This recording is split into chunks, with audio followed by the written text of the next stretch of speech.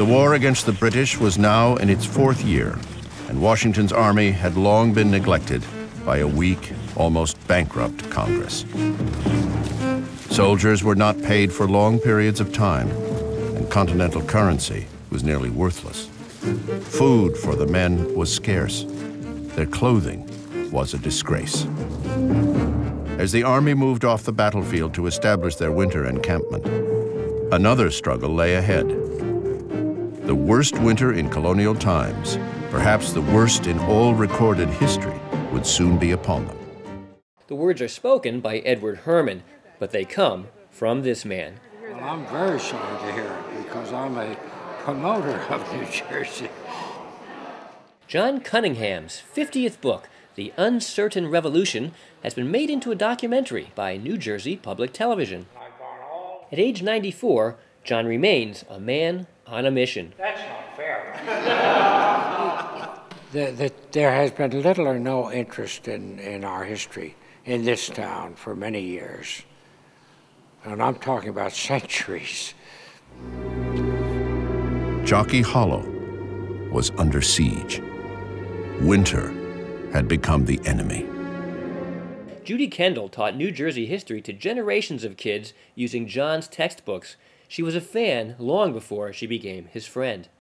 He has got great enthusiasm for everything he does and for life.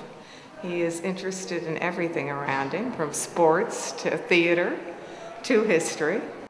Another fan is Bob Suter, who produced the documentary.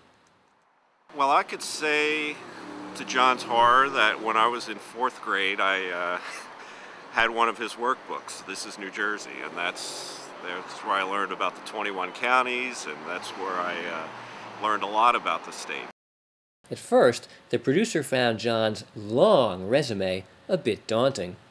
And one time, we had this long discussion about whether we were going to have somebody actually walk barefoot in the snow, leaving bloody footprints. You get real serious and say, Bob, I don't think this is something that we can ask a reenactor to do, so it's either you or me. Morristown, where America survived, moves fast, just like John's books. He's a natural-born storyteller.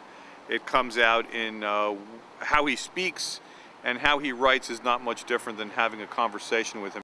Now in his 10th decade, John just keeps writing. Anyone who writes knows that one book leads to another.